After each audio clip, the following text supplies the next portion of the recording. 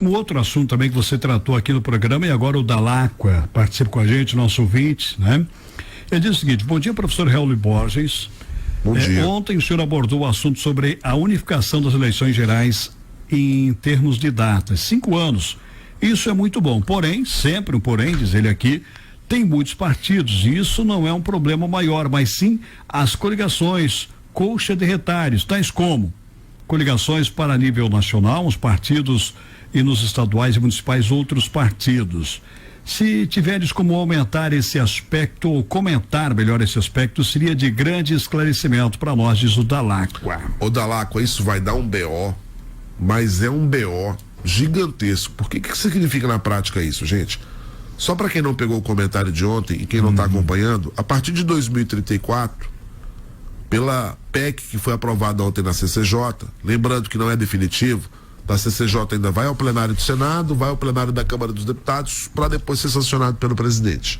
Então, pela PEC que foi aprovada ontem, o Brasil acabaria com a reeleição para cargos do Executivo. Os mandatos passariam a ter 5 anos.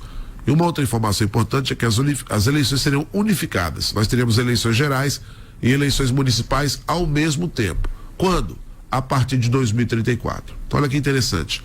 Na eleição de 2028, quem for eleito prefeito ou vereador vai ter 6 anos de mandato. Para em 2034, todos os cargos públicos estarem em vencimento de mandato.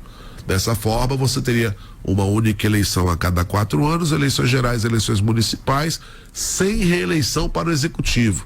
E com aumento do tempo de mandato para deputados e para senadores e para vereadores, que deixaria de ser 4 e passaria para ser 5 anos. No caso dos senadores, Flávio, a gente falava aqui que a proposta inicial era fazer mandatos de 10 anos.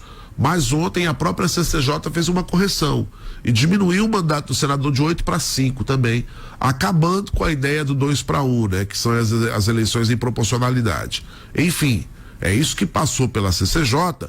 E aí, meu amigo Dalacqua, eu não sei se vai ser isso que vai ficar até o final. O que passou ontem foi um grande rascunho que vai ser agora trabalhado dentro do Congresso, no plenário e dentro do Senado Federal. Sobre o que você falou, eu vou dar um exemplo para você. Vamos imaginar aqui uma federação envolvendo o que está acontecendo, inclusive, uma federação que tenha lá PT, PCdoB, Rede, PSOL, uma federação a nível nacional, imaginando que ela exista, beleza? Se você tiver uma federação a nível nacional, você tem que verticalizar ela de cima a baixo. Então aqui em Itapema, por exemplo, o PT, a Rede, o PSOL e o PCdoB poderiam ter só um candidato, seguindo a verticalização nacional. Na esquerda, talvez isso não vá dar tanto problema, porque ela já está federada há algum tempo. São poucos os partidos que hoje orbitam fora dessa federação Brasil Cidadania. Um desses partidos é o PDT, por exemplo, que está estudando uma fusão. Mas de uma forma geral isso traria um problema maior para a direita. Por uma questão simples. Se você verticaliza a nível nacional, você tem que verticalizar a nível municipal. Muitos candidatos que são dessa federação, que estão em lados opostos dentro do município, vão ter que se unir para lançar candidaturas únicas. Então não tenho dúvida de que isso, num primeiro momento, vai causar uma necessidade ainda maior de diálogo, de debate, de discussão, porque a federação vai ter que ser validada a nível nacional. É o que a gente chama de verticalizar, ou seja, vai ter que funcionar para as eleições presidenciais, vai ter que funcionar para as eleições de governador do estado e vai ter que funcionar para as eleições municipais também. Ou seja, de cabo a rabo. A federação que começa em Brasília vai terminar no município. Respondido, Dalacqua.